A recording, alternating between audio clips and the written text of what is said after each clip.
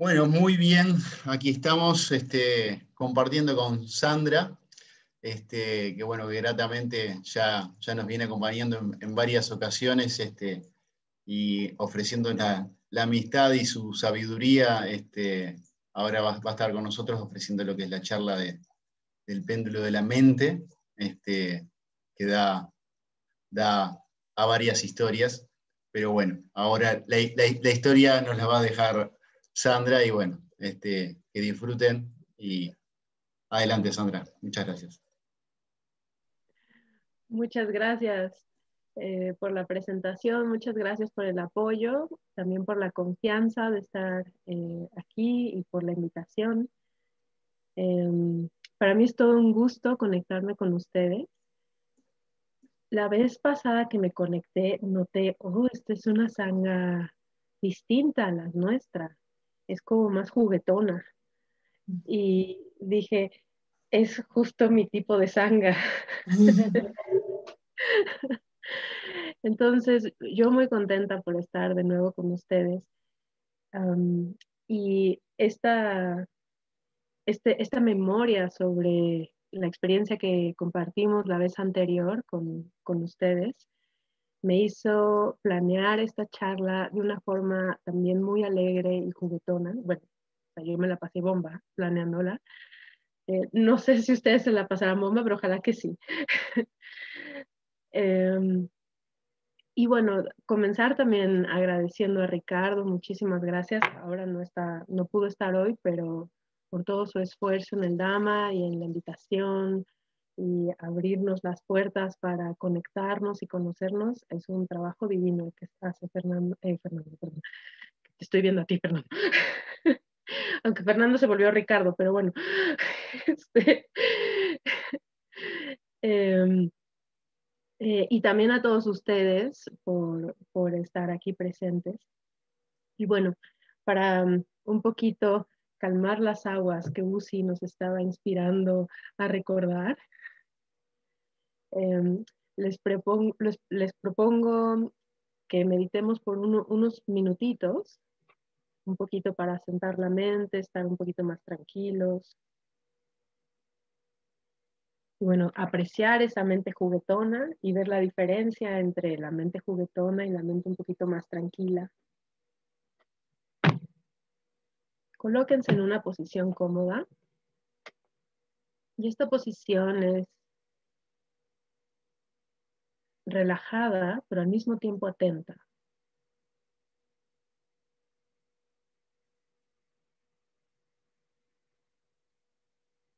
Es una posición curiosa, interesada, pero justo como nos decía Uzi, como si estuviéramos en una hamaca increíblemente cómodos, disfrutando cualquier acontecimiento que suceda ahora.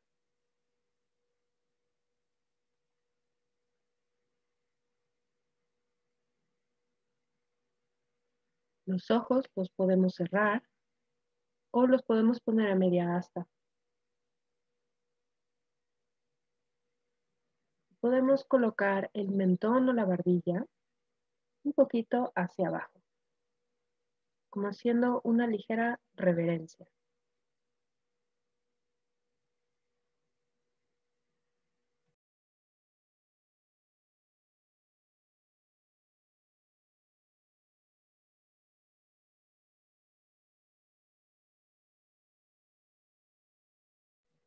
Y ahora te voy a invitar a que pongas atención al objeto más obvio y evidente que tengas en el cuerpo.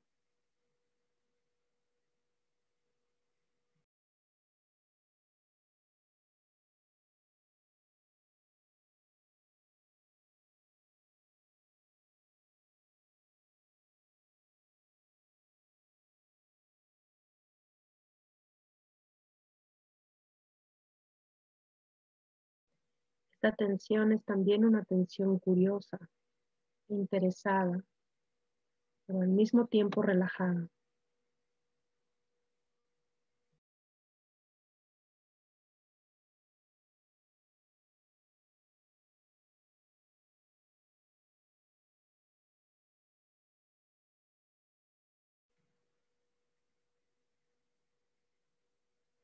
Y este objeto de atención no debe de ser difícil de atender. Un objeto muy obvio, muy fácil de observar, que no te implique mucho esfuerzo.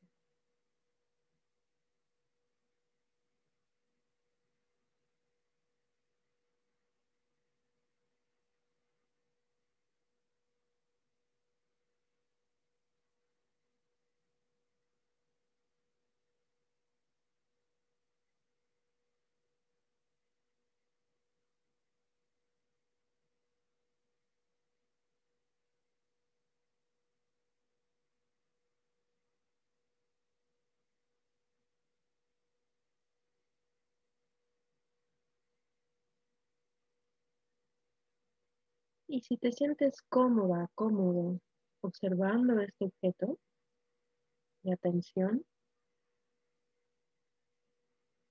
puedes quedarte ahí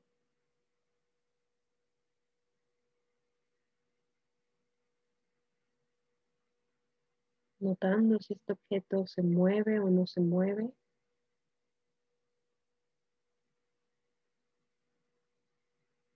el tipo de movimientos que hace, si es que hace alguno.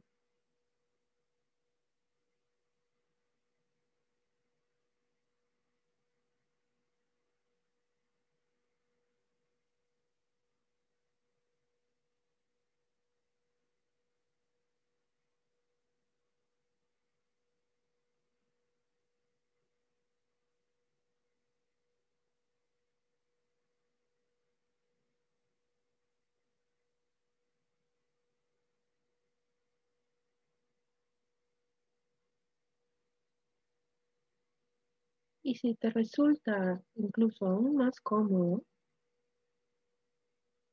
puedes voltear a observar tu respiración en la parte del cuerpo que más te acomode.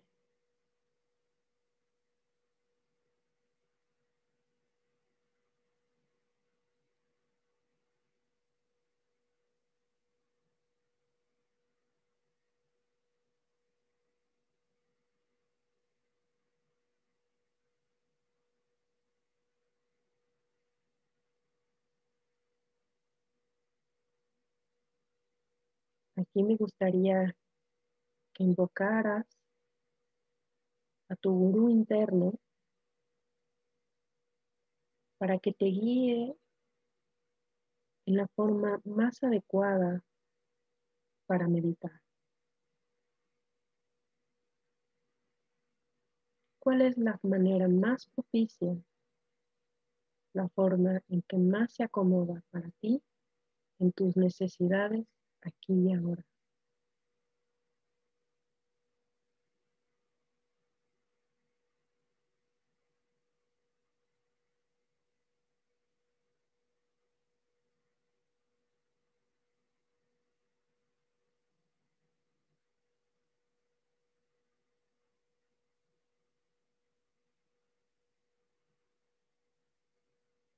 ¿Con qué tipo de meditación o con qué objeto de atención mantienes mayor estabilidad mental?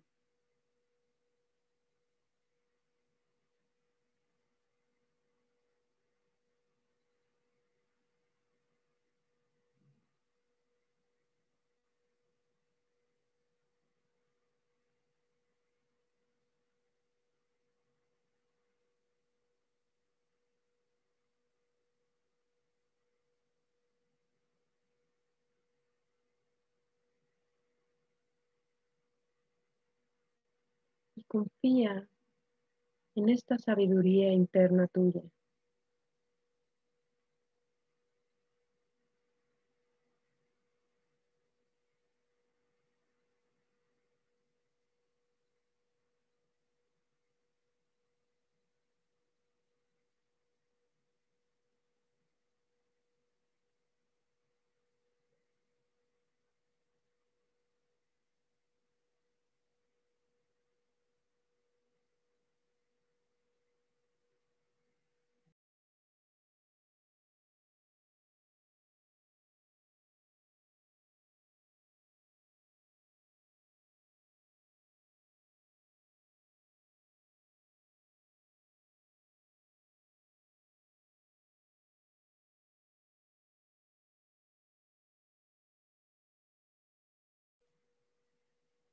Utiliza esta forma, este objeto de meditación que tu sabiduría interna te indica.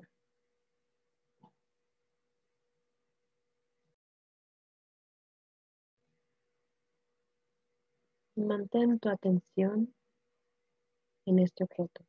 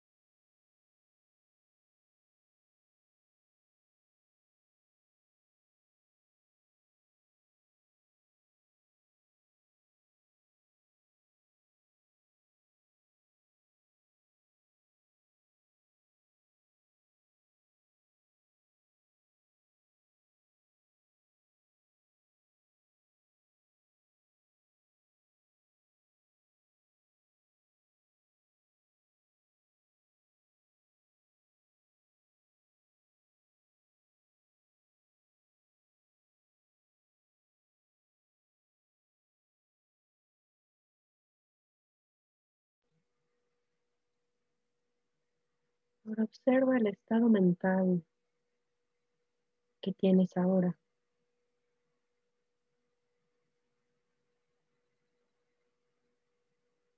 Y nota si hay diferencia entre el estado mental en el cual comenzaste la meditación y este estado mental en el cual te encuentras.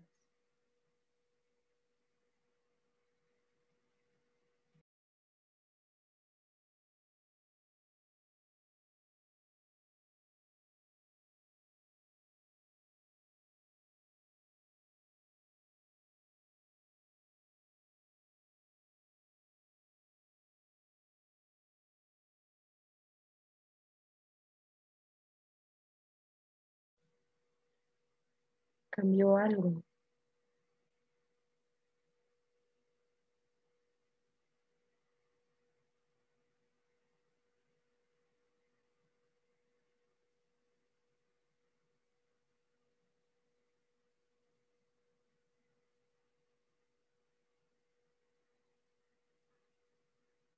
¿Qué forma ha cambiado ahora tu estado mental?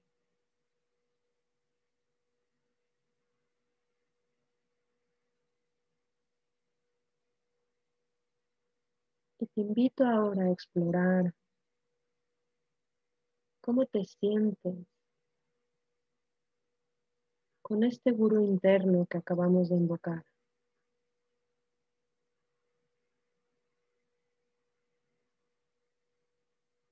¿Cómo sientes su guía?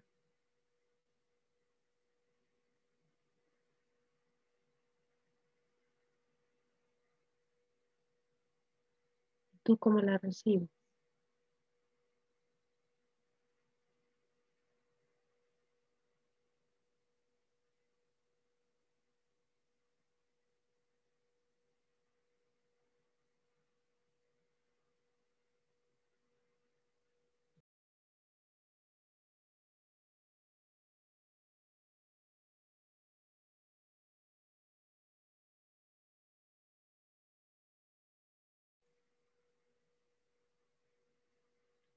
Si te sientes cómoda, cómodo, vuelve a aquel objeto de atención que este mismo gurú te indicó.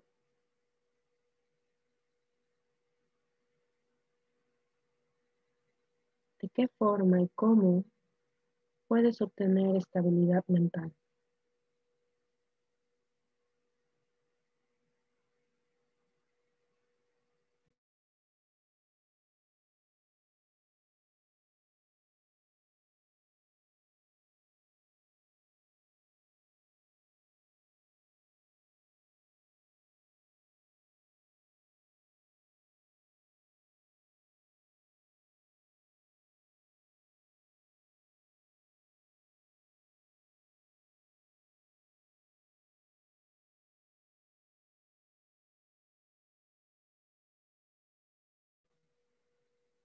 Y confía en esta sabiduría interna tuya.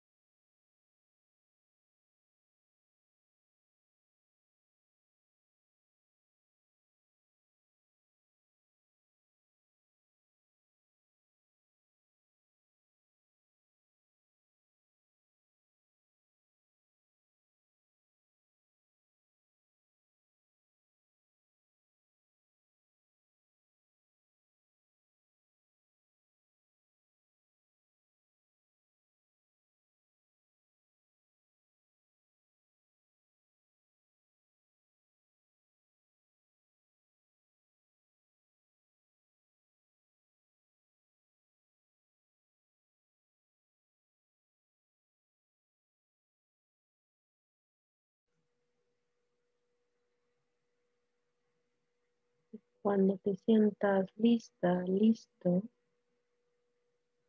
puedes empezar a mover tu cuerpo un poquito, abrir tus ojos si es que así lo deseas.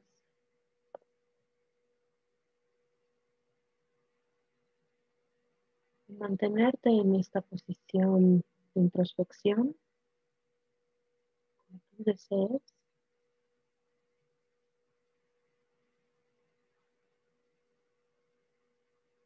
Si te parece adecuado para ti ahora, puedes incluso estirarte un poquito.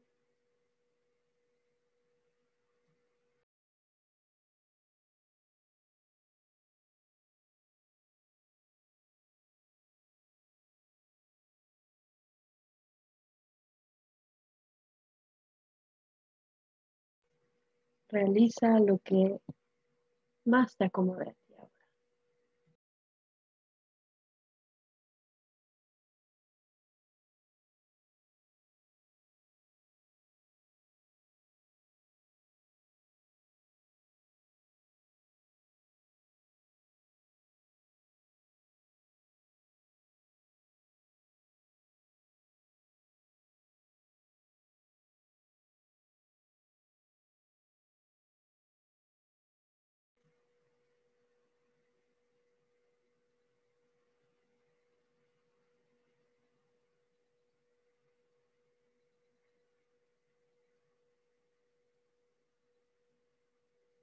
Ya sea que utilices esta posición de introspección o que te acomodes de alguna otra forma, haz lo que más necesites para poder estar receptivo y sobre todo gozoso o gozosa.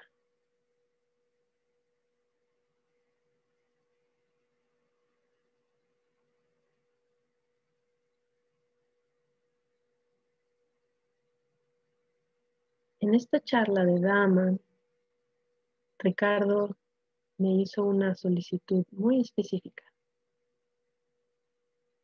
Me dijo, yo quisiera que fuera esta charla sobre cuestiones prácticas de la meditación o de la experiencia meditativa, de tu experiencia personal, de cómo transcurriste en el mundo meditativo, qué te ha hecho cambiar y qué no te ha hecho cambiar, etcétera, etcétera. Yo tenía un montón de ideas, ¿no? Le decía, mira, podemos hacer una nave espacial o podemos todos ir a simularse Yoda o lo que sea. Y Ricardo me decía, no, no, no, quiero experiencias de la vida cotidiana.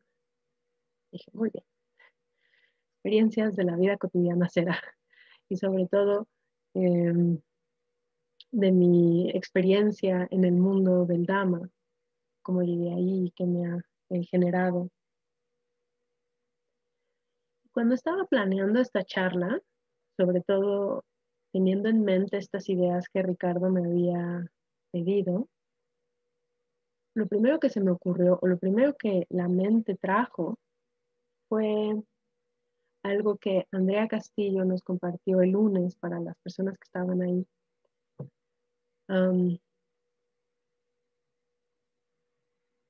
Fue esta idea de lo más práctico que yo pueda decir sobre, en particular, mi práctica de meditación, es que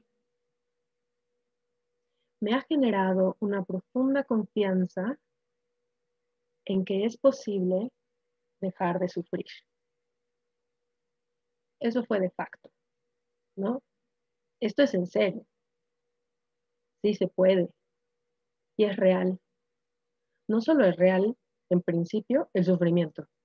Que la primera vez que yo escuché la primera noble verdad, sí me dije así como, no, pues, no, en serio, o sea, si no nos dices, no nos enteramos de que todos en algún momento sufrimos, ¿no? Eso es como, pues sí, a todo el mundo le pasa. Es un poquito como Newton diciendo, las cosas se caen, no, pues sí. O sea, sí, ya sabíamos eso antes de que tú llegaras. um, pero nadie nos había dicho que era posible dejar de sufrir. Eso sí, yo no lo he escuchado en otro lado. Y lo que hizo particularmente la práctica de meditación en mí fue generar esta confianza de que efectivamente es posible dejar de sufrir. Hay causas que generan el sufrimiento. Y si uno la observa con detalle, uno puede ver estos pequeños pasitos que uno hace para sufrir. Lo primero que a mí me ha pasado en mi práctica meditativa es ver cómo yo sola me genero mi propio autosufrimiento. Es un poquito como de pronto he utilizado este ejemplo con varios amigos de forma metafórica, que es, imaginemos, tenemos una estufa. Luego no sé si estas palabras, este vocabulario es igual en toda Latinoamérica, pero creo que sí, ¿verdad? Ok, una estufa. Y está el fuego prendido y uno llega y mete la mano al fuego y dice, mira, qué increíble. Y luego dice, fue súper mala idea. Y a mí me ha pasado muchas veces que simplemente ya mi mano estaba quemada. Decía, ¿cómo llegué a sufrir tanto ahora? ¿Por cómo llegamos a este estado? Y con la práctica meditativa lo que me ha pasado es que he visto todo el proceso, todo desde la mano quemada, que antes era solo, no sé cómo llegué a tanto sufrimiento, a, Dios mío, no puedo creer que yo haya metido la mano. Pues es que, ¿a quién se le ocurre meter la mano al fuego? Pero lo hice, solo que no me daba cuenta. No tenía esta claridad mental para saber exactamente lo que estaba haciendo yo. Y la práctica meditativa, eso me ha enseñado. Me ha enseñado a ver como estas pequeñas acciones inconscientes que uno tiene, que le generan a uno muchísimo sufrimiento. Y también me ha enseñado a pasármela bien, observando la multitud de tonterías que uno puede hacer, como poner la mano en el fuego y decir, Dios mío, ¿cómo a mí se me ocurrió hacer esto? Y también tener mucha compasión a uno, tratarse un poco como alguien que está aprendiendo. Y en un principio decía, Sandra, ¿cómo se te ocurre haber metido la mano? Pero es que era mega obvio, o sea, solo a alguien realmente con facultades mentales deficientes se le ocurre. Pues sí, pero pues esa era yo. O sea, es un poco como este ejemplo del sutta en donde hay alguien le disparan una flecha, le duele, está lastimado y ya es un primer dolor ese. Pero después de ese primer dolor, esa misma persona, el que está lastimado, toma una segunda flecha y se le encaja otra vez. No, pues para que estemos seguros que sí te duele en serio. Entonces, la segunda flecha igual la he observado muchas veces y dije, esa creo que la podemos evitar. No necesariamente tenemos que castigarnos por nuestros errores o no errores, más bien por nuestra ignorancia, que casi todos tenemos gran parte de ella. Y más bien aprender de esta ignorancia, hacerlo una gran amiga y divertirse con la sarta de tonterías que me imagino que todos nosotros tenemos muchas historias en donde decimos, uy, en una ocasión a mí se me ocurrió, yo qué sé, volverme jugador de fútbol profesional y me fue pésimo. Justo porque ahí estábamos buscando una forma de saciar nuestro sufrimiento o de buscar satisfacción que no lo logramos de esa manera.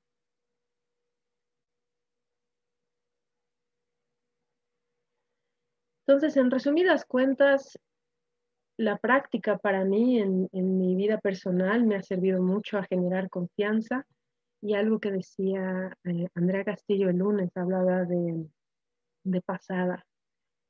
que es una palabra en pali que se refiere, hace alusión a la confianza verificada, una confianza que es certera. Y yo tengo completa certeza de que es posible dejar de sufrir. He visto a gente haciéndolo. Yo en mi vida personal siento que ha mejorado muchísimo mi estilo de vida y el recorrido en la vida.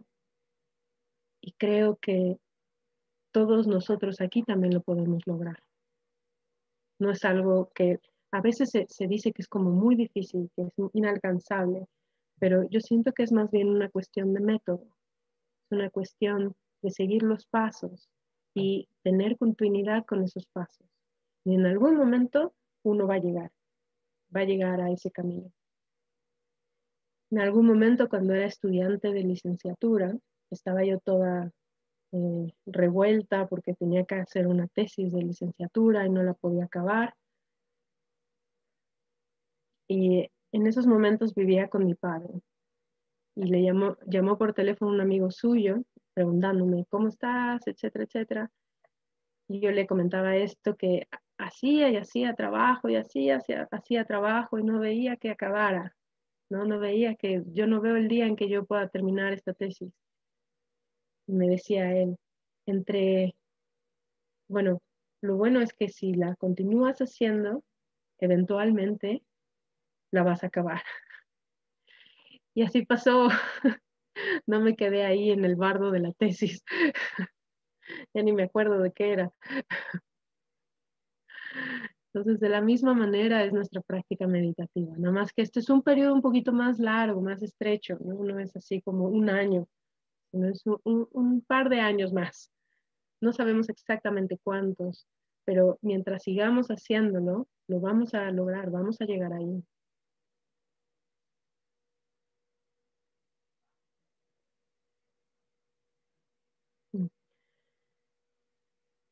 Otra de las cuestiones que a mí la práctica de meditación me ayudó mucho fue primero poder reconocer mi propio sufrimiento.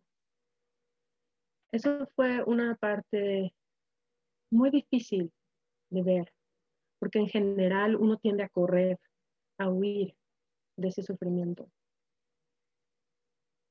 Y se necesita mucho autoconocimiento, mucha humildad y mucha renuncia para decir, ya, o sea, es que, pues sí, sufro, y ya. Ahora me es un poco más sencillo, pero esa afirmación me llevó años, porque siempre era una búsqueda por, bueno, pues sí, me la paso, o sea, sí hay cosas que están bien y otras que no están bien, pero a lo mejor si me titulo de la licenciatura voy a ser feliz. O a lo mejor si me consigo este novio que me encanta, voy a ser feliz. O a lo mejor si me compro este vestido que le traigo ganas desde hace rato, ya, con eso lo logro. O sea, siempre había esta como esperanza de encontrar una satisfacción en espacios o en circunstancias que no daban una satisfacción duradera, daban una satisfacción temporal. Y mientras estaba ahí, estaba increíble. Pero siempre después llegaba el momento en donde decía, bueno, pero sí estaría muy bien que el nuevo novio lavara los platos. O este nuevo vestido ya está fuera de moda. Y también honestamente la licenciatura me dio igual. O sea, yo pensé que iba a lograr algo como licenciada y nadie contrata licenciados. Entonces uno se da cuenta de, pues me sirvió un ratito, pero no más, y ahora tengo que volver a buscar, a ver qué otra cosa me va a satisfacer. Y así un poquito me sentía como estos perritos que se persiguen la cola, que dan vueltas y vueltas, un poquito así, diciendo, no, pues a lo mejor sí, ahorita sí logra alcanzar la cola del perrito, pues. y el resultado era muy similar.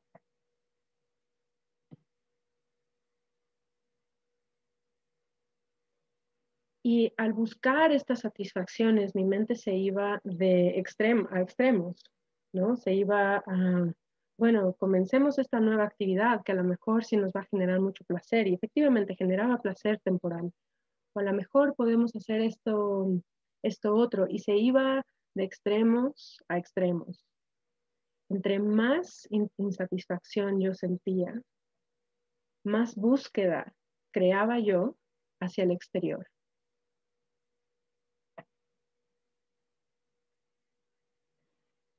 Y no fue sino hasta que el dukkha realmente fue dukkha, de esta dukkha que a uno lo derrumba un poco. Cuando a uno, no sé si tengan esta expresión, pero como que a uno le cae el 20, acá decimos.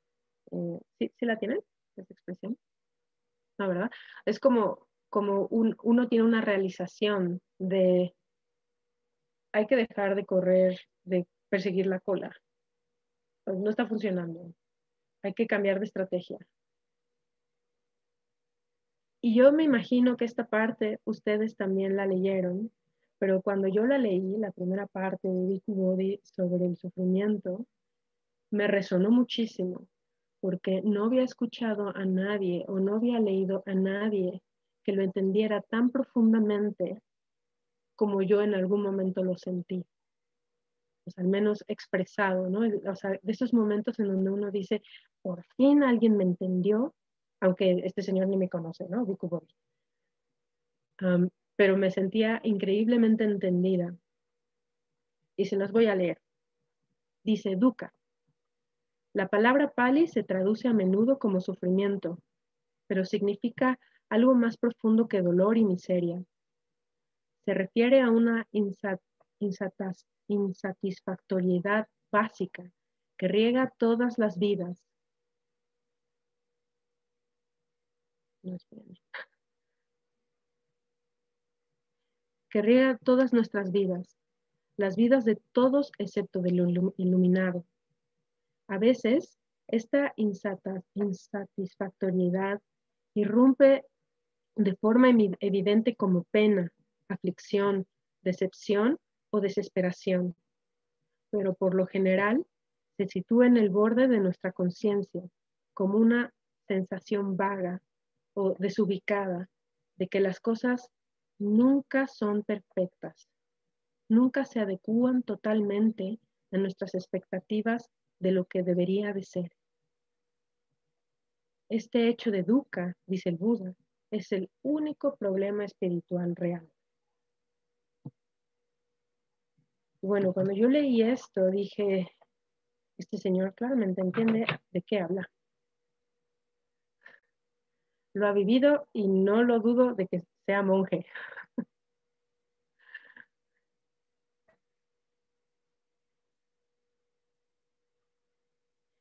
Yo comencé a meditar cuando era adolescente y comencé a meditar por razones de curiosidad y también comencé a meditar debido a mucha ansiedad. Yo experimentaba mucha ansiedad al grado que consideraría que podría ser considerado una ansiedad clínica. No era cualquier tipo de ansiedad, era algo muy particular. Y había intentado varias cosas y no funcionaban muy bien, las terapias más o menos, pero no del todo. Durante este periodo de la juventud, debido a esta ansiedad, esta dukkha para mí era así como Bhikkhu Bodhi la describe.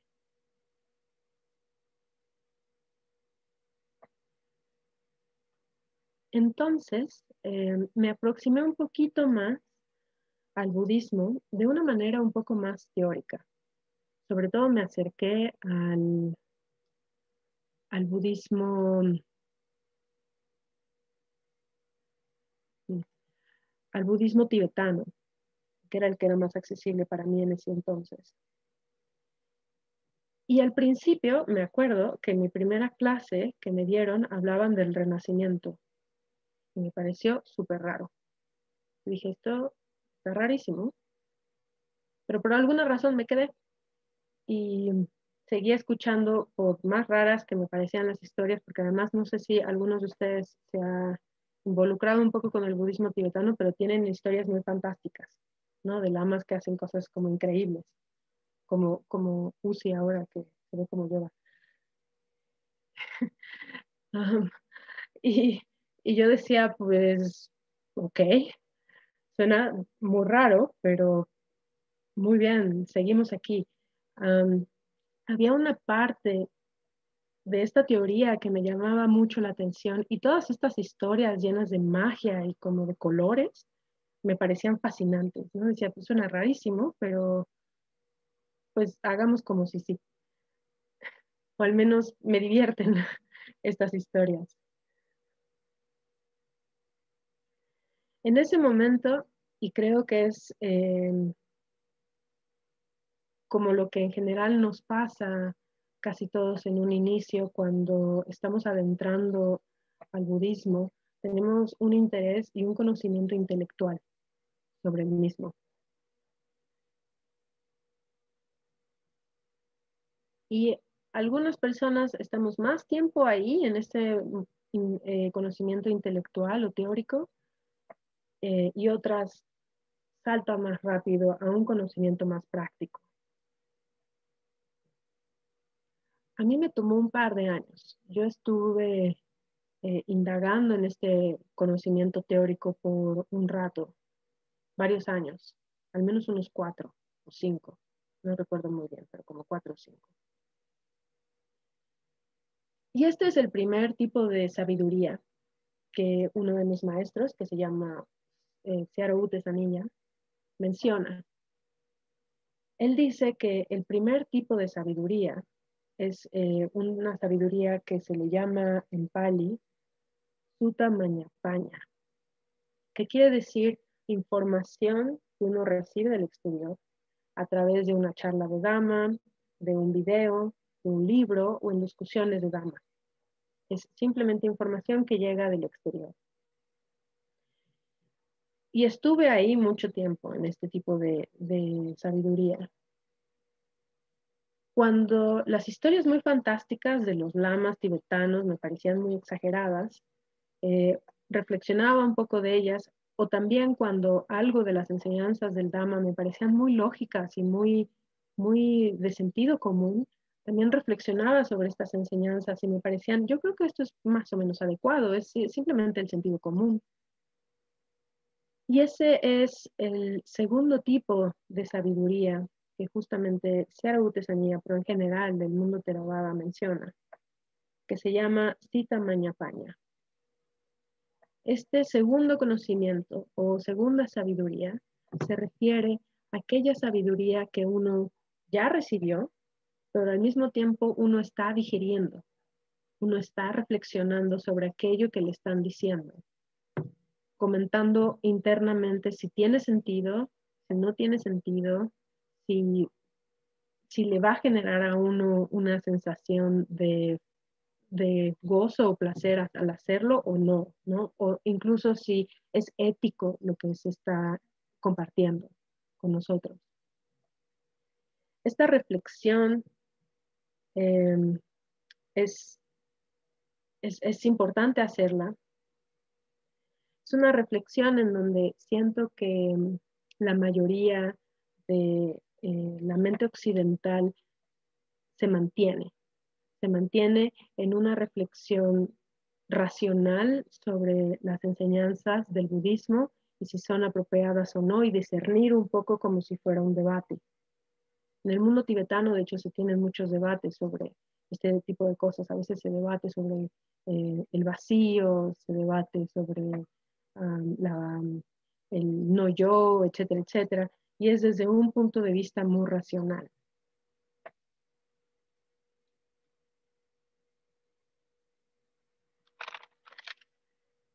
Finalmente, después ya de varios años de estar practicando, esto es todo en la Ciudad de México, Empecé a hacer pequeños retiros chiquitos de fines de semana y me di cuenta la diferencia que había en la mente después de entrar a un retiro, antes de entrar a un retiro, durante el retiro y después de salir del retiro. Era una diferencia sustancial. Uno podía tener estos pequeños encuentros con la mente, estos pequeños, les decía otra vez como que me cae uno al 20, pero no lo había dicho yo, entendimiento sobre, ya entendí cómo funciona algo, o ya me di cuenta que estoy haciendo tal cosa. Y era a través de estos momentos como de silencio que uno tiene más posibilidad de ver el movimiento de la mente. A este tipo de experiencias hace referencia a la tercer tipo de sabiduría, que es Bhavana Mañapaña. Se refiere a una sabiduría que se genera a través de la experiencia directa. Deja de ser una sabiduría en donde es una experiencia únicamente racional y lógica, en donde uno debate, sino es una sabiduría en donde uno sabe. Es la diferencia entre conocer y saber. Uno puede conocer la existencia de un chocolate, pero nunca probarlo. Hasta que uno prueba el chocolate y dice, esto es chocolate. Pero es muy difícil describir el sabor del chocolate a alguien que nunca ha probado el chocolate. Muy, muy difícil. Ese es este momento de directa conexión con la realidad y lo que existe alrededor de uno. Este tipo de insights, debo de admitir, que son adictivos. Son muy adictivos. Uno quiere más y más y más. Enséñame más realidad. ¿Qué cosas más raras voy a ver hoy? Pero también son increíblemente liberadores. Increíblemente liberadores. Un poquito la razón por la cual el mundo occidental se queda más como en el segundo tipo de sabiduría, en la sabiduría conceptual, es porque la ha cultivado mucho, la ha fomentado y tiene mucho hábito de este tipo de hábito mental. Esto viene desde, fue implementado tal cual, ya tenía un momento, un recorrido ese tipo de pensamientos, pero fue Descartes o Descartes, no sé muy bien cómo en distintos lados le llaman de distinta forma, quien implementó esta forma de observar al mundo. Él dijo que la información que le daban los sentidos podía ser engañosa y que únicamente en donde tenía el poder era en sus pensamientos. Únicamente ahí era donde él podía tener poder. Y no solo eso, también se cuestionó mucho su propia existencia, si realmente él estaba vivo o no. En filosofía hay muchas de estos juegos mentales en donde se pregunta uno, ¿y cómo sabemos que nosotros no somos cerebros en unas cubetas con electrolitos, con impulsos eléctricos? ¿No? ¿Cómo sabemos que esto es real o no?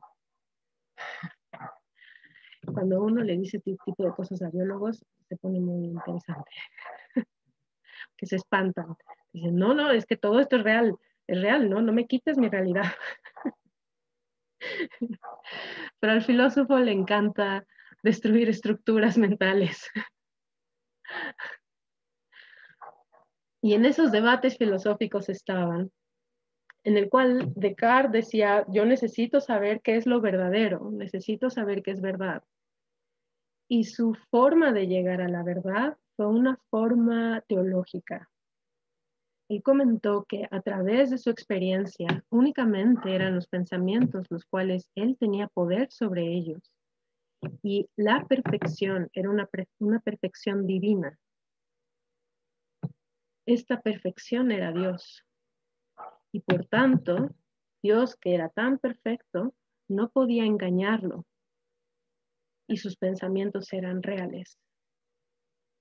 Y por eso él comenta, pienso, luego existo. Y de ahí yo me imagino que ya se sabe en la historia, se crea el pensamiento racional y la ciencia y shalala, shalala. Eso tiene muchísimos siglos, tiene muchos, muchos siglos, y tiene mucho tiempo cultivándose. Y de repente, por ejemplo, practicante campesino del sureste de Asia, monje a lo mejor, digamos, pregunta, ¿pero por qué estos occidentales no pueden sentarse y observar su respiración? No, pues es que llevan siglos pensando. Ahorita les estás pidiendo que dejen de pensar y que pongan atención a su respiración. Nunca lo han hecho. Pues sí les va a costar trabajo. En general, mi maestro Sierra Utesanilla decía que los mejores estudiantes eran campesinos de Myanmar, porque su tipo de mente era muy sencilla, sencilla, simple. Les decían, pon atención a tu respiración, y ellos ponían atención a su respiración, y bueno, difícilmente, sobre todo porque en Myanmar no todos los yogis tienen recursos económicos como en Uruguay o como en México, no pensaban, uy, póngame atención a mi respiración y voy a ver si pago Netflix o si pago el internet, y la tenencia ya se me fue, tengo que pagar la colegiatura de los niños, también tengo que verificar el coche y hacer el reporte que mi jefe me pidió, ya estoy bastante retrasada. No, no, en general observan a su respiración, y como son campesinos y están acostumbrados a estar puntualmente a poner atención a la naturaleza, les es sencillo. Pero esto no es cuestión de magia, es cuestión de hábito.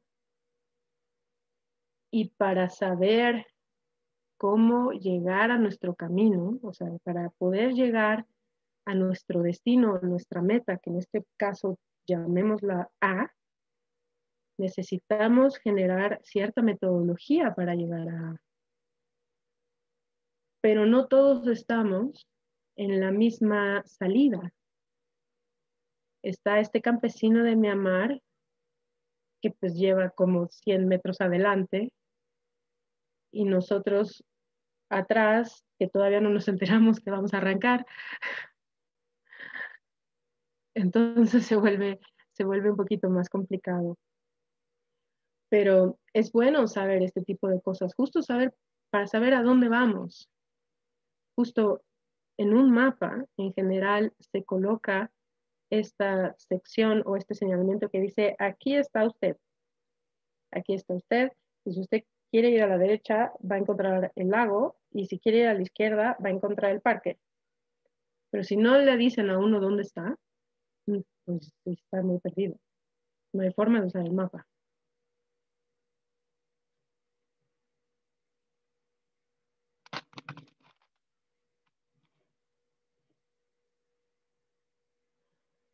Pues así me la viví en el segundo tipo de conocimiento o sabiduría por muchos años, hasta que, y muchos años me refiero a muchos, o sea, como 10, hasta que tuve esta posibilidad de tener pequeños insights, pequeños.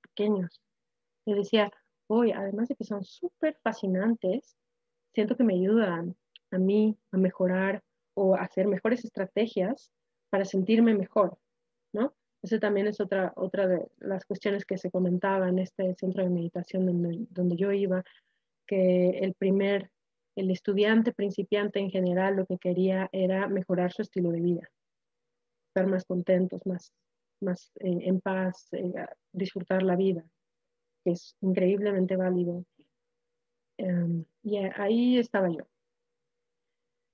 Y llegó un momento en donde dije, tengo ganas de saber si esto de los insights es una adicción mía, si yo realmente estoy interesada en esto, o simplemente lo traigo de moda, ¿no? Así como un adolescente o un joven que pues está muy, aquí también no sé muy bien si estas expresiones se entiendan o no, pero es como muy chic, tienen esa expresión. Muy chic decirle a tus amigos que meditas y que vas a un centro de meditación y que conoces a lamas y ya. Entonces yo quería saber, ¿será verdad que esto a mí me gusta o nada más me gusta decir que soy chic? um, y a través de la inspiración de otra chica, una amiga mía que se había ido a la India a meditar 2 años, dije, pues si ella puede, yo también. Nada más que no a lo mejor al mismo ritmo, ¿no? Ella estaba ahora ahí y yo estaba en la escuela. Empecé a buscar becas, a conseguir una beca, empecé a ahorrar la beca y planear cuando termine es la escuela, me voy a ir. Quién sabe a dónde, pero me voy. Y acabé la escuela y 5 días después de mi titulación, hacemos un examen de titulación acá en México, no sé muy bien cómo está en todos lados, no en todos lados creo que lo hacen. Acabé el examen, me dieron mis palmaditas en la espalda, muy bien, ya acabó la escuela. Y dije, bye. Y me fui a Tailandia. Me fui a Tailandia a un retiro que era inicialmente por 3 meses del Satipatthana. Esto que ustedes vieron con Andrea Castillo el año pasado. Y para mi sorpresa, o sea, yo estaba anonadada de lo ciega que había estado. Me acuerdo muy bien que estaba yo siguiendo las instrucciones que me estaban dando, estaba meditando, etcétera, etcétera. Y de repente, caminando por los pasillos, me di cuenta del sonido de las ranas, porque había un montón ahí. Además era monzón, era temporada de lluvia. Y me di cuenta del sonido de las ranas. Sonará súper bobo, pero era la primera vez que escuchaba el sonido de las ranas. Y estaba yo anonadada de que nunca había escuchado a las ranas. Siempre había pensado que los escuchaba, pero no las había escuchado. Y bueno, para mí fue un mega insight. Para mucha gente puede ser muy bobo, pero para mí es que ni siquiera hacen el sonido como yo creía que lo hacían, ¿no? O sea, yo pensaba que hacían crack, crack, crack, y o sea, ya no puedo saber exactamente qué sonido hacían o qué hacen, pero el sonido que hacen es muy particular, que pues, yo no soy rana, entonces no sé hacerlo.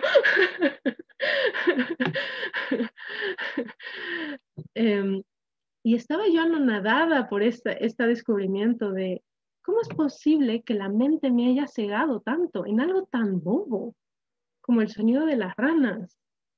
Es que si esto estoy experimentando yo ahora con las ranas, ¿qué más experimento así en la vida? En donde yo creo que lo experimento, pero realmente la mente me está poniendo una malla. Yo, o sea, me quedé perpleja. No es posible, o sea, me siento engañada por mi propia mente. Y lo peor es que pagué, o sea, pagué por el retiro. O sea, era como, paga para descubrir que estás engañada. Así me fueron pasando cosas muy particulares, muy chiquitas, ¿no? De este estilo, muy sencillitas, que justo a mí o sea, era un poquito literal, o sea, como voltear a verme a mí y decir, a ver, Sandra, ¿qué has hecho todos estos años? O sea, ¿a qué les estás poniendo atención? ¿Qué es la vida que tú dices que vives? Cuando realmente estás viviendo un concepto, no estás viviendo cosas reales. Hasta hoy día todavía me sigue impactando. O sea, digo, Samsara, o sea, es que tú sí engañas bien. Es muy bueno en tu trabajo. Muy bueno. Y yo creo que ahí también, no sé si han escuchado, es de Mara, el trabajo de Mara. Ajá, dije, de Mara realmente lo hace bien. O sea, si yo lo contratara para que trabajara por mí, lo haría excelente.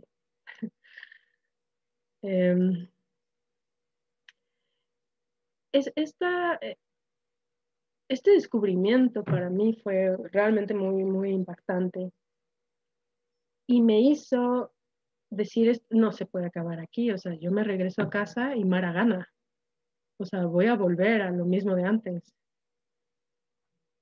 Y decidí, ¿sabes qué? Me voy a quedar acá, nada más, porque sí, ni siquiera tenía dinero, pero bueno, eh, decía, me voy a quedar acá y voy a ver la manera de continuar haciendo retiros para entender un poco más esto de la mente. En principio era un viaje que solo iba a ser 3 meses y me quedé casi 4 años. Un poco limosneando, la verdad, pero sí, me quedé 4 años. En un inicio, debido a que yo estaba en el mundo Theravada y además este retiro de 3 meses lo había hecho con Alan Wallace, un maestro de California, que es el traductor de la Dalai Lama. Yo me quería ir a Dharamsala, que es donde vive el Dalai Lama, ahora en India. Y en estos entonces estaba yo meditando en monasterios tibetanos con un amigo mío que era muy locochón y que le gustaba subirse a como los transportes públicos, estábamos en Nepal, los transportes públicos de Nepal y irse gratis en transporte público, a pesar de que se pagaban 2 rupees, para nada lo que se pagaba, y era muy extremo. Y este amigo también se quería ir a Dharamsala. Yo estaba así como, bueno, es que este amigo yo lo adoro, pero es un poco intenso. Esto de subirse a los camiones sin pagar y así, no sé si sea lo mío. Al mismo tiempo que sucedió una noticia que a lo mejor ustedes escucharon, en donde una joven en Delhi fue agredida en un transporte público. Fue muy famosa esa noticia. Y esa noticia fue, seguro, dije, no, ya olvida. O sea, ni por el Dalai Lama, ni por los tibetanos, ni porque todos los seres se liberen, yo me voy a ir ahí. Olvídalo. Justo lo que me había dicho a mí Alan Wallace en ese momento cuando le dije yo quiero dedicarme a la meditación por mucho tiempo, me dijo, quiero que busques 3 requisitos. El primero es que estés libre de hombres, de agresión. Dije, ok. Dharamsala no pasa. Ese primer filtro. En esos momentos mi padre llegaba a visitarme, porque creo que ya llevaba yo 1 año ahí, y me dijo, oye, tengo ganas de conocer Myanmar, no conozco Myanmar. Y yo ni siquiera sabía que era Myanmar. Decía, sí, total, ni sé a dónde ir, que tú llévame. Y para mi sorpresa, en Myanmar fue el guía de turista el que me presentó a mi actual maestro, que es Searo U Tesanilla. Searo U Tesanilla, no sé si lo conozcan, pero es el maestro de Joseph Goldstein. No sé si lo ubican a Joseph Goldstein. Es el maestro de Joseph Goldstein. Yo no tenía ni idea de quién era Searo U Tesanilla, ¿no? Yo nada más decía, pues llévame a un lugar en donde yo pueda meditar, en donde pueda hacer un retiro. Y me llevó con Searo U Tesanilla, un monje muy simpático y gordito, que mi padre y yo fuimos a ver. Mi padre quería saber si iba a estar yo a salvo en un lugar tranquilo, lo vio, dijo, sí, este lugar suena bien, y además parece que este monje como que le da igual, o sea, como que no le importa nada, así que métete ahí. Un poco yo con ligera inquietud, porque yo no me había adentrado nada al mundo Theravada, yo había estado únicamente en el mundo Mahayana, particularmente en el mundo tibetano. Entonces no sabía muy bien si era una buena idea. Dije, pues total, solo me siento y respiro, ¿no? Es mi tarea. Y, y soy respetuosa con la gente de ahí. Entonces, venga, hagámoslo. Y, y fue increíble, fue realmente increíble. Searo U Tesanilla a mí me enseñó otro tipo de práctica que no la tenía tan palpable en ese momento. Yo sentía que meditar era sentarse varias horas en un zafu o en un espacio de meditación y seguir tu respiración horas por horas. lo cual no está mal, está muy bien. Pero Seattle Utesaniya cambió por completo mi entendimiento de la práctica, haciendo que tuviera yo la posibilidad de incorporar el Dhamma en todos lados. No solo se medita en el asiento meditativo, ni solo se medita cuando uno dice voy a meditar. Uno se mantiene atento y despierto en todo momento, en todo instante. Y la motivación es querer aprender. ¿Qué podemos nosotros aprender en el aquí y el ahora? ¿Qué se puede aprender? Es una cosa fascinante. A mí Seattle Utesaniya hizo que mi vida fuera divertidísima. O sea, me la paso bomba. Ayer, de hecho, ayer fue, le estaba yo mandando un WhatsApp a una amiga mía, que siempre le mando WhatsApps con ideas bien raras, ¿no? Entonces le dije, oye amiga, ¿quieres dibujar así como un closet para la entrada de mi casa? Es que fíjate que tengo esta idea de llegar a mi casa y quitarme los zapatos y quitarme el abrigo y quitarme la bolsa y ponerlo todo al lado de la puerta. Y no sé dibujar, pero yo sé que tú sí. Entonces, si me dibujas algo, o sea, siempre hago cosas así con ella, que le digo ideas muy raras y ella dice, qué buena idea. Y yo digo, no, Ale, no me sigas la onda. eh, y justo en ese momento, cuando le estaba diciendo todo de, mira el diseño que quiero de mi mueble, etcétera, etcétera, mi mente dijo exactamente esto. Dijo, siempre le estás diciendo ideas bien raras a Ale, como, Ale, quiero un helicóptero, ¿me ayudas? Y observé el pensamiento y me boté de risa. Dije, ay, esta mente, se le ocurren ideas bien raras. Y fue gracias a las enseñanzas de Utesaniya que me ayudó a utilizar cada momento, cada instante, como un instante de Dhamma. Y a lo que se refiere ahí es un instante para conocer la realidad que tienes enfrente de todas formas. Y eso incluye también la realidad de tu mente. Lo primero que se debe de hacer es conocer a la mente, porque ese es nuestro filtro. Ese es el filtro por el cual nosotros vamos a poder tener percepción de lo que hay afuera.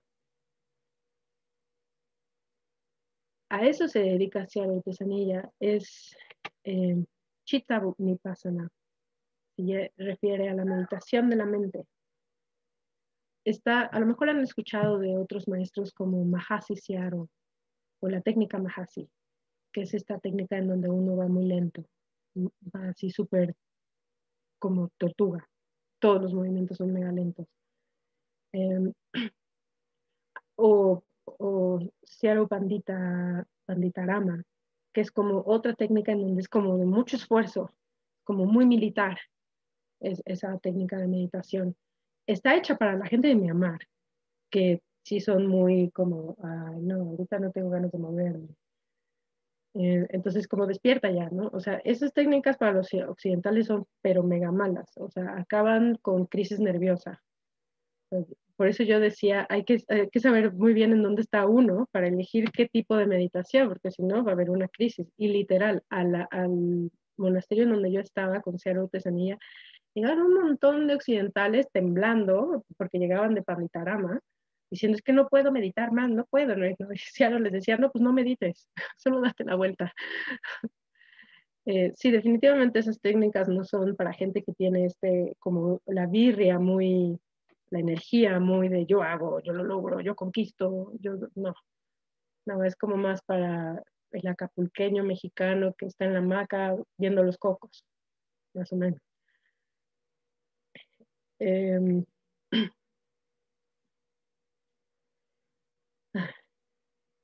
sí, cuando pienso en artesanía realmente me genera este es uno de mis mejores amigos. Es realmente un amigo este señor. Me liberó de una manera y no solo eso, me ayudó a que incluso entre dificultades me pudiera a mí interesar esa experiencia difícil. durante los años que estuve con él, tuve muchos lungs. Yo me imagino que no necesariamente están familiarizados con el término. Les voy a leer qué es un lung. Dice, lung es la palabra tibetana para el viento y se pronuncia long. En el contexto de la meditación, el lung podría traducirse como enfermedad de meditador o sistema nervioso sobrecargado. Hay muchos tipos diferentes de lung.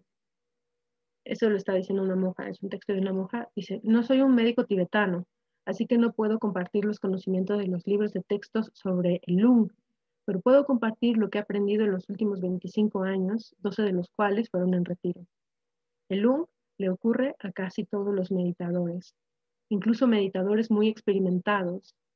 Es similar a un atleta que se tensa un músculo y luego tiene que descargar o descansar por un tiempo para dejar que ese músculo sane, para dejar que el músculo se cure. Incluso los atletas profesionales y los bailarines se tuercen los músculos a veces. Nosotros, meditadores, forzamos nuestro sistema nervioso. A menos que el lung sea muy severo, no hay nada que temer o preocuparse. Es solo un riesgo comercial con el que podemos aprender a trabajar y soportar. El lung es una de las dificultades de las prácticas. El lung es nuestro maestro, porque es la respuesta que recibimos cuando no estamos meditando correctamente o cuando llevamos un estilo de vida poco equilibrado. Y eso es lo que les decía de las crisis nerviosas de la gente de Panditarama, particularmente los occidentales. Eso estaban viviendo un lung. Y ese lung yo tuve muchísimos. Y me imagino que también a lo mejor en algún grado ustedes los han experimentado. Este desbalance en la vida, desbalance emocional que los lleva a muchos extremos, como el extremo de debo de hacerme ahora cirugía plástica. Esta es la alternativa para mi sufrimiento. O ahora lo que yo debo de hacer es casarme con el vecino. Eso es la solución a mis problemas. Es un desbalance mental que todos vivimos del sistema nervioso, pero particularmente cuando uno empieza a meditar más y más profundamente, empieza a aparecer a mayor detalle. Y yo comencé esta charla compartiendo que una de las razones por las cuales yo había comenzado a meditar era porque tenía fuertes crisis de ansiedad.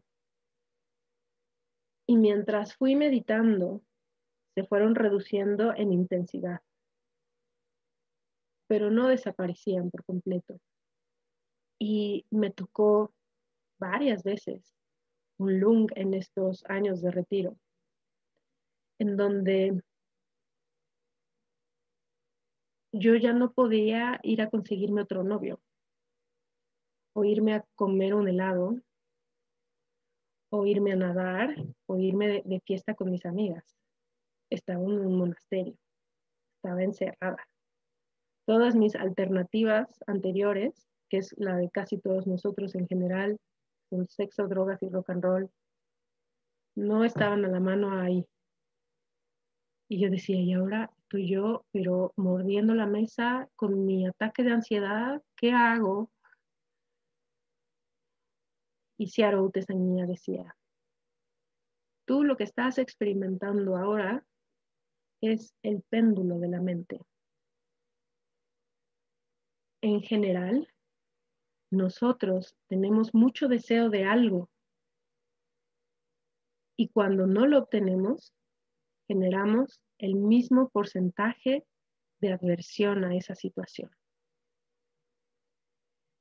Él comentaba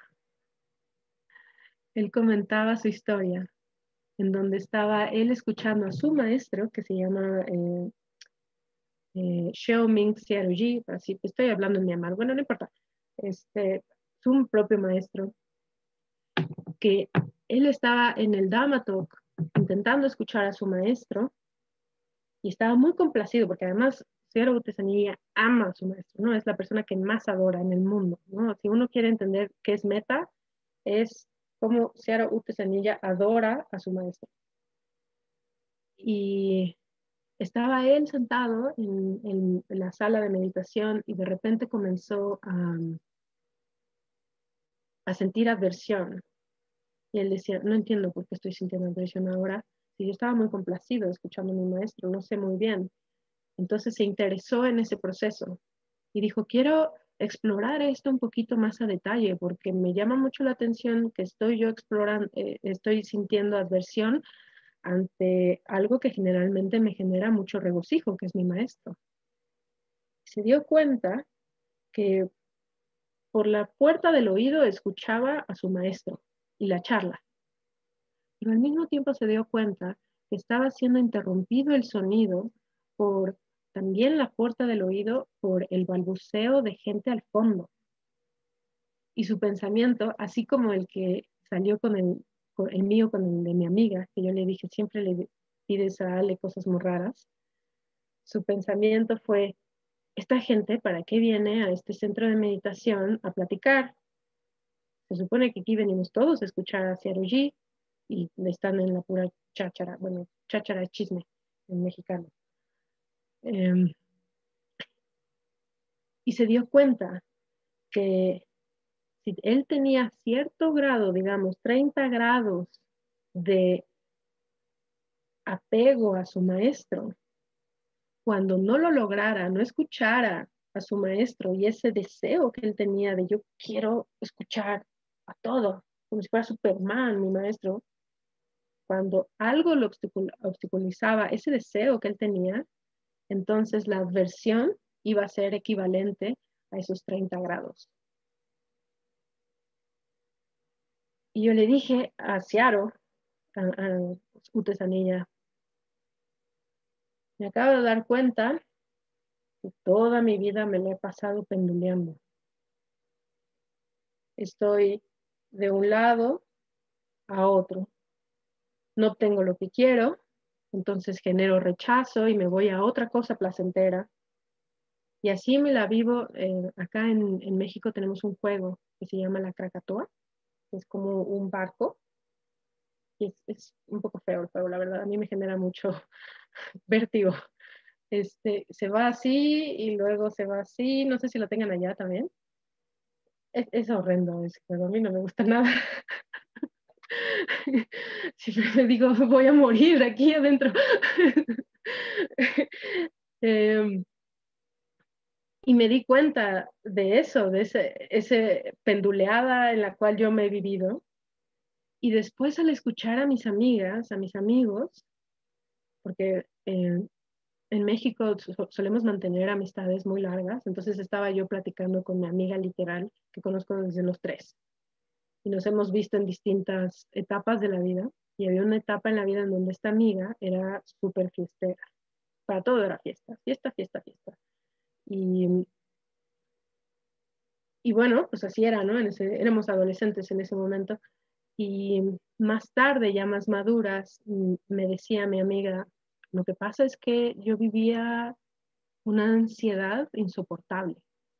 No podía estar en ningún lado. Yo necesitaba huir de cualquier lado en donde hubiera calma.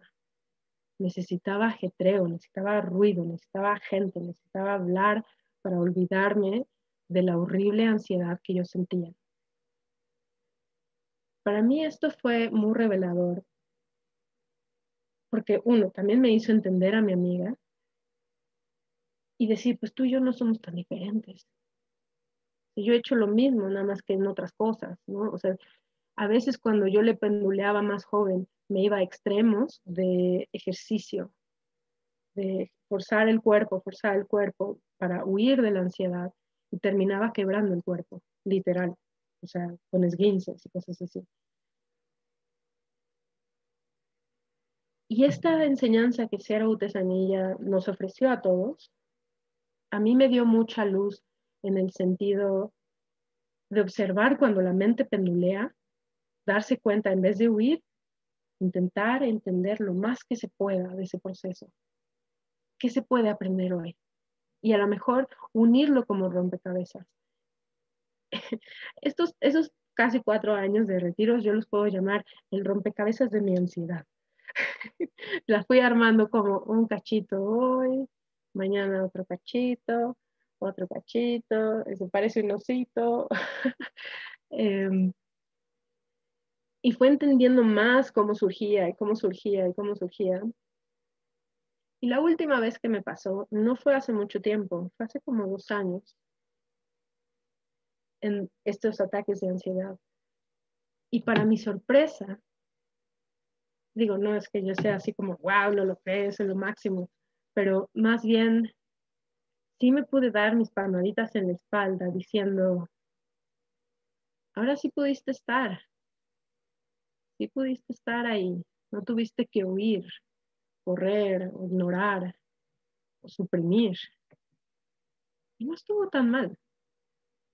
No estuvo tan mal. Este monstruo que tú crees que te va a quitar la cabeza es más bien un osito de peluche. Y bueno, pues con esto acabo mi, mi compartir el Dhamma con ustedes sobre la vida, mi experiencia particular. Esto es muy, sí, como muy íntimo para mí sobre la práctica. Y es lo mejor que puedo ofrecer.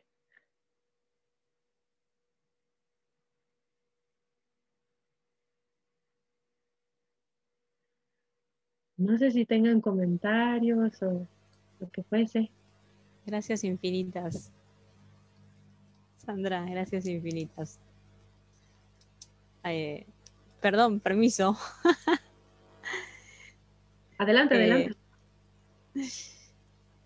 Para mí ha sido como muy revelador eso del péndulo de la mente, porque justamente en este momento me encuentro transitando ese proceso y reconociéndolo. Así que bueno, gracias por esa iluminación, por esa revelación. ¿Es así? Gracias. Gracias a ti, querida Eva. Siempre es un placer verte. Algo que a mí me resuena mucho, Eva, con esto que acabas de comentar, y que lo que yo comentaba de mi amiga, la fiestera, que ya no es fiestera, ya es mamá, ya está en otro momento de la vida, es que no somos tan diferentes. Realmente la mente opera muy igual en casi todo. Y en la medida en que uno entienda su propia mente, es más fácil entender a los demás. Es una cosa muy rara, que es como entre más introspectivo eres, más entendimiento hay. Conoces al otro. Pero, exacto. Y también más compasión uno puede generar, porque yo he estado en ese péndulo, tal cual, y literal también he estado en la Krakatoa esa horrenda. O sea, he estado en todo eso, o sea, lo sé, lo vivo, y digo, querida Eva, yo sé, yo sé. Y así como sé más o menos cómo se siente, también sé que se puede sacar mucha sabiduría de ahí. Es que es cierto, en estas semanas, en esta semana, justo me ha estado pasando eso y hace un par de días, en realidad también desde que me está pasando estoy como haciendo esa introspección de quedarme en ese instante de cuando me voy a un extremo y cuando me voy al otro y ver qué es lo que puedo rescatar de estar en un extremo o en el otro, ¿no? ¿Qué es lo que puedo ver? ¿Qué es lo que quiere manifestar? ¿Qué es lo que quiere ser? ¿Qué es lo que me está enseñando? Así que bueno, nada.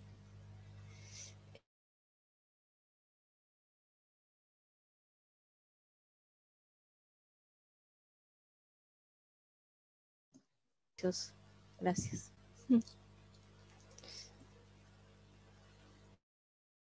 Un abracito, Eva. ¿Alguien más quisiera comentar algo?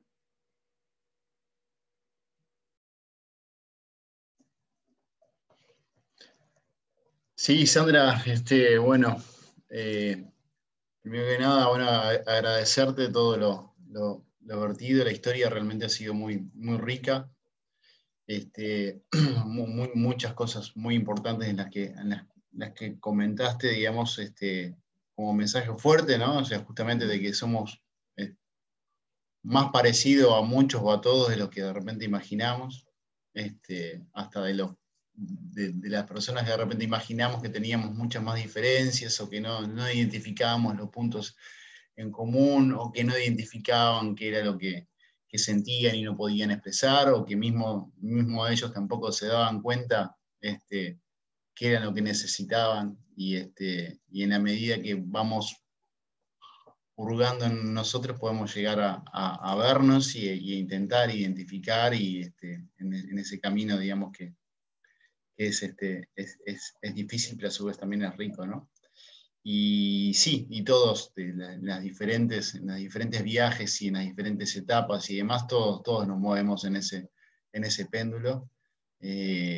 Y muchas veces, claro, ni siquiera, primero de nada, muchas veces ni siquiera, digamos, identificamos que vamos arriba desde un péndulo. Y el darnos cuenta que andamos, y en partes del día darse cuenta que uno anda como de repente como topo perdido, hurgando, y se da cuenta que está haciendo un pozo en un lugar, que es importantísimo, ¿no? Identificar eso.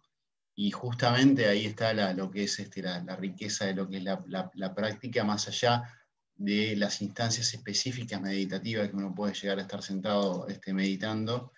Y como te comentaba al principio, ¿no? Los pingos se ven en la cancha, y ahí está la riqueza, digamos, ¿no? O sea, de poder llegar a combinar todas las partecitas, la meditación formal y el día a día, minuto a minuto, para estar atento lo máximo posible, e ir aprendiendo y ir caminando e intentando mejorar. Simplemente eso, para no extenderme mucho más. Muchas gracias. ¿No?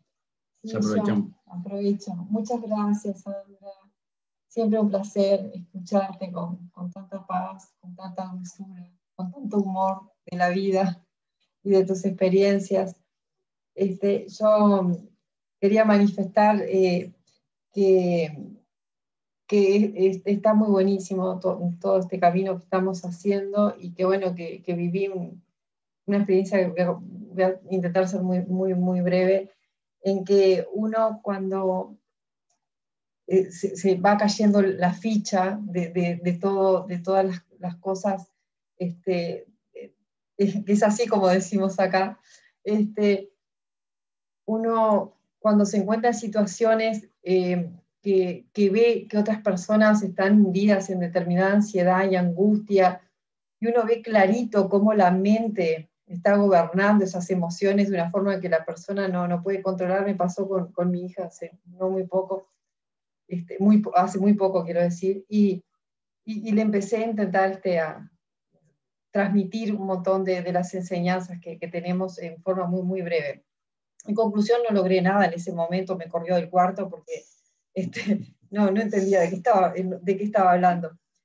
Al rato estábamos con Fer meditando, y la sentimos reír, era como que ya era otra, me la transformaron, me secuestraron a la angustiada y llorosa, y me pusieron otra hija, porque ya estaba jugando con alguien y se estaba riendo.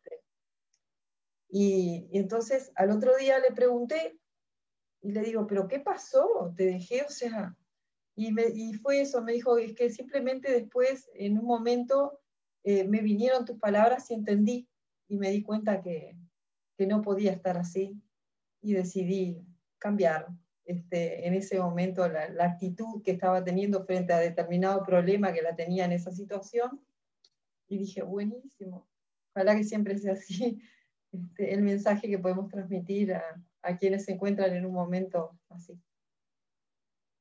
Sí.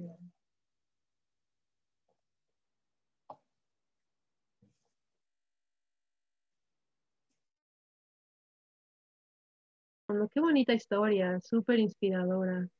No hay edad para la sabiduría. Eso simplemente es como dicen, que le cae la ficha. ¿Sí es así, verdad? Nos cae la ficha. ¿Nos cae o me cae? ¿O da igual? Te puede caer a ti en singular o en plural a varios. Ah, bueno, muy bien. Y súper inspiradora esa historia de la chiquita. No sé si sea muy chiquita o no, pero... 22 años.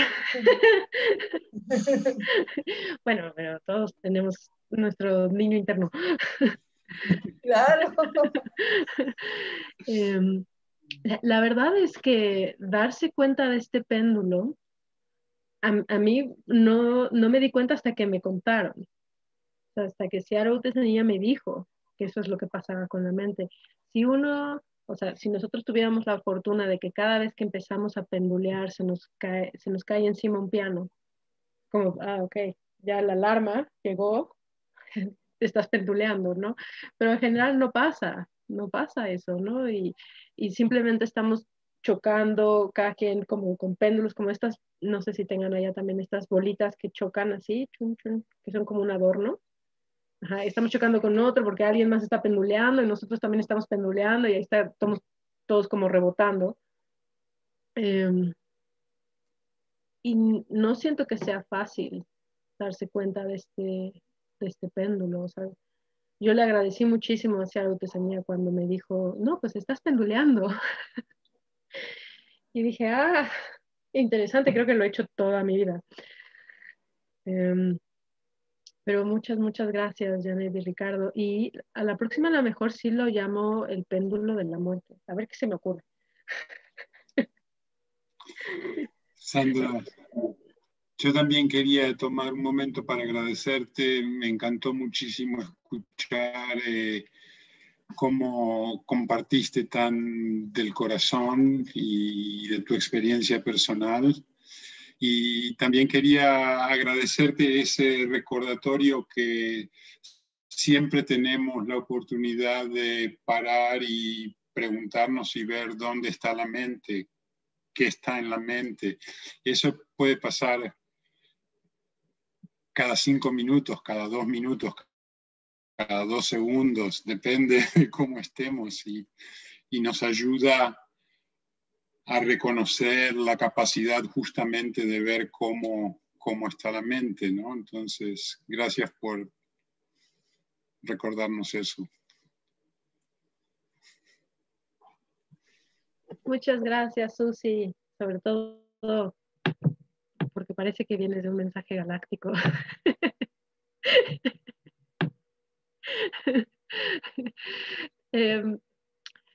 Si yo tuviera la posibilidad de decirle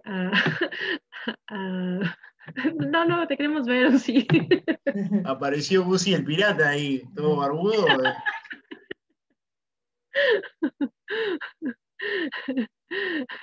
Ay, mira, ya volvió a la realidad, ya bajó del tsunami. Está silenciado, sí. Para quitar el efecto galáctico, digo. A mí me encanta el efecto galáctico.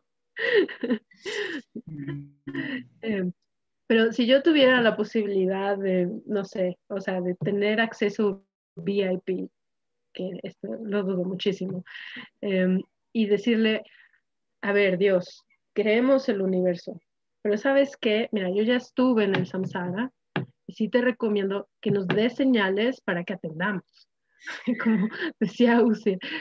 O sea, sí, échanos la mano, o esto quiere decir ayúdanos, para que nos demos cuenta y despertemos, ¿no? Yo decía, que nos caiga al menos un piano encima, ¿no? Para que llegue la atención plena, es como, despierta, despierta, despierta. Estabas en un sueño conceptual, vuelve a la realidad.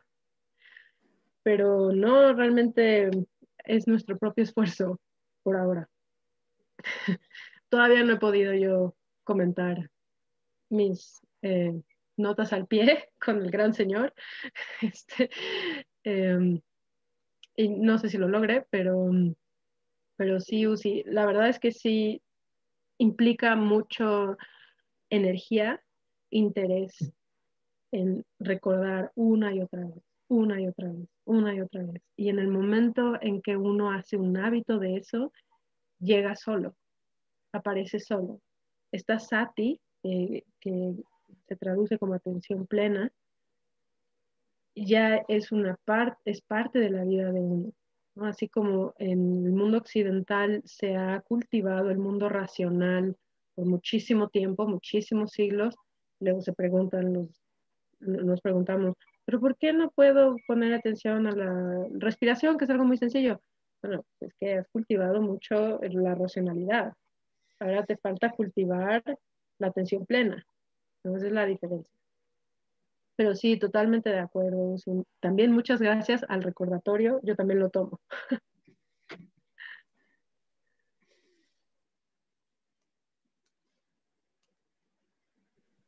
Bueno, pues no sé si hay algo más. El maestro de ceremonias, ¿qué dice? No sé si alguien más quiere hable ahora o calle para siempre. Recuerden que estamos en el péndulo de la muerte. No, de la mente, perdón. Ese va a ser otro. Hay que buscar una charla que lleve ese título.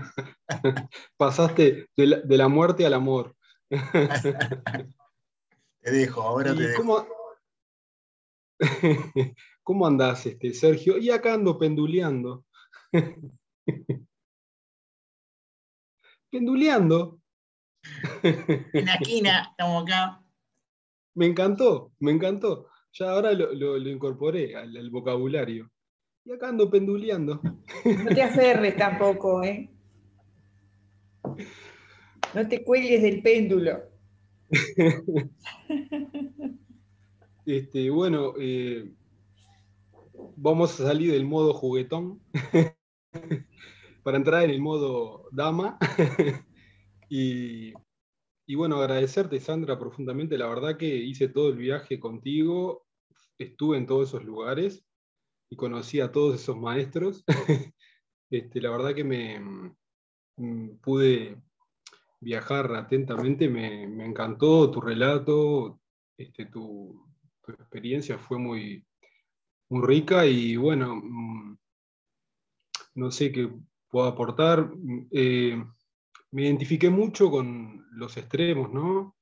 Y bueno, también ahora ya paso el chivo, aprovecho porque justo Fernando y Janet van a hacer un curso van a hablar de los 5 obstáculos, y cuando tú hablabas de eso, lo primero que se me vino a la mente es justamente eso que voy a tratar de participar con ellos, porque realmente me parece fascinante y me parece una clave fundamental justamente para entender el penduleo, ¿no? Es eso de lo quiero y no lo quiero más y quiero que desaparezca, ¿no? Y bueno, y también me identifiqué mucho con el tema de la ansiedad, porque si hay una cosa bueno, que todos tenemos eh, este, esos momentos de desesperación total y la entrada, ¿no? A la meditación o al camino, al sendero. Y creo que una de las cosas también de las cuales me acercó era angustia, a veces momentos de depresión y sobre todo mucha ansiedad, ¿no? Así que cuando contaste todo eso dije, ¡ah, qué bueno! Y bueno, y eso, ¿no? Cómo trabajarlo, cómo poder contactar con eso y ver esos estados de la mente todo el tiempo que quieren una cosa que no quieren la otra. Así que buenísimo todo lo que contaste y bueno, agradecido.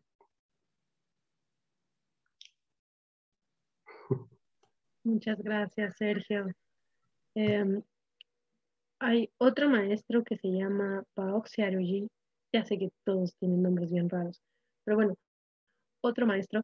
Y este otro maestro en algún momento también se le fue comentado esta cuestión de la ansiedad, ¿no? Yo también se lo comenté a Ciara Utesanilla.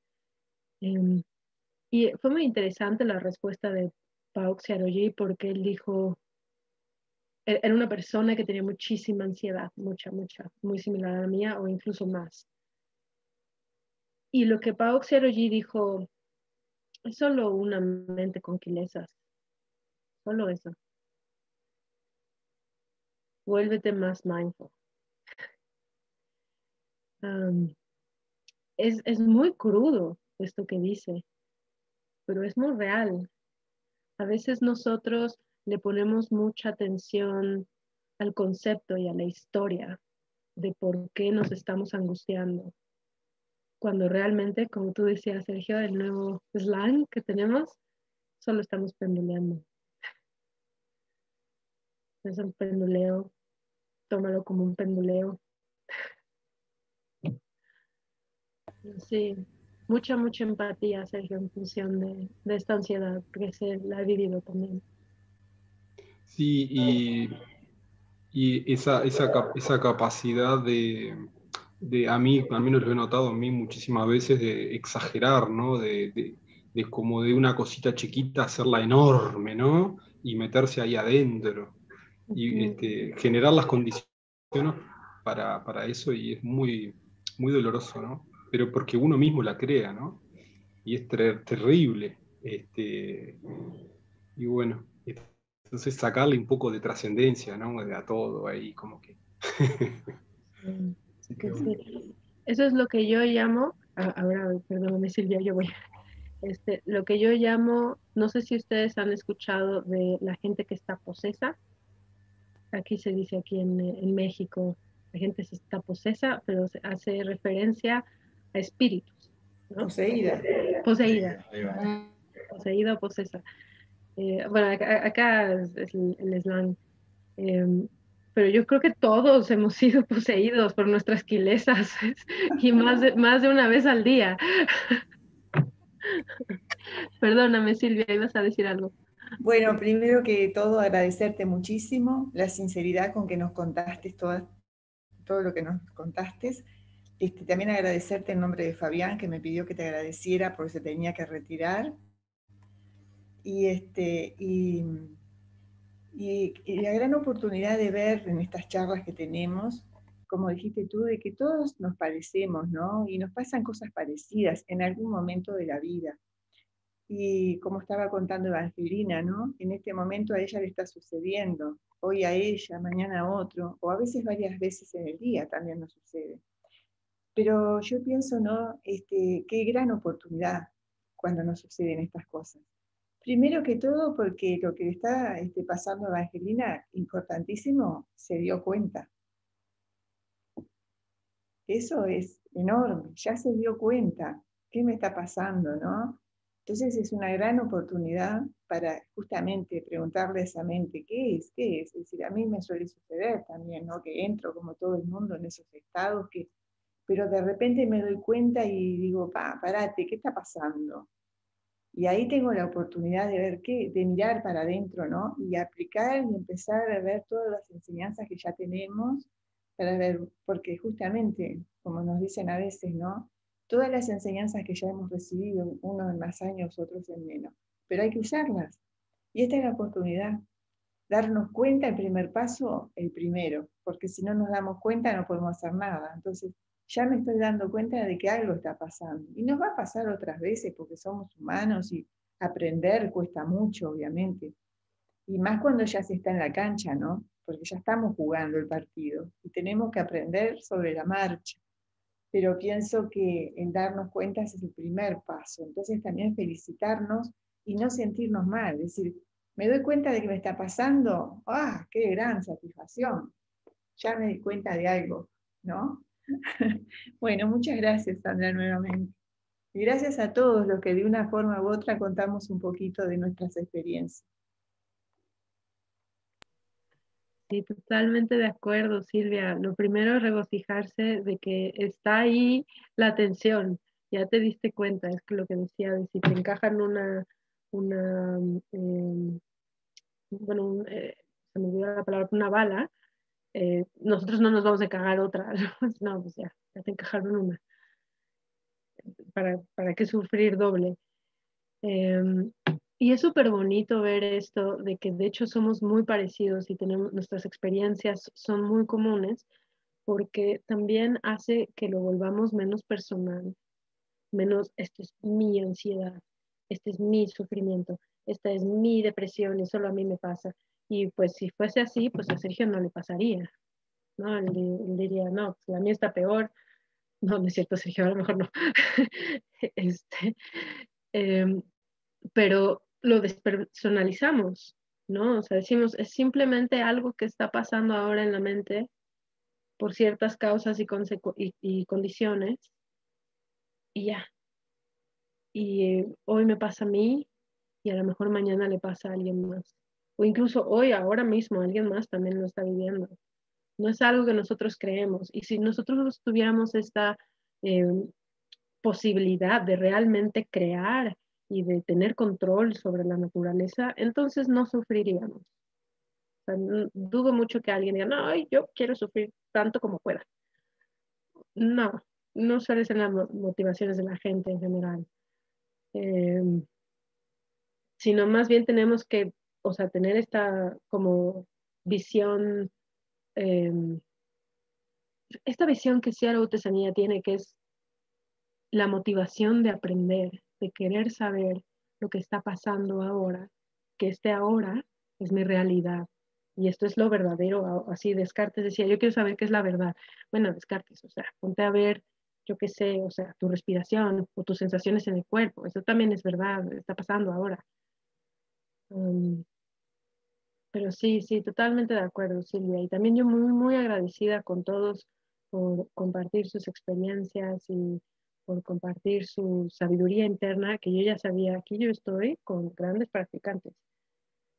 Yo debo de confiar en su sabiduría interna. Sé que ellos van a llegar súper lejos, incluso ya igual más que yo.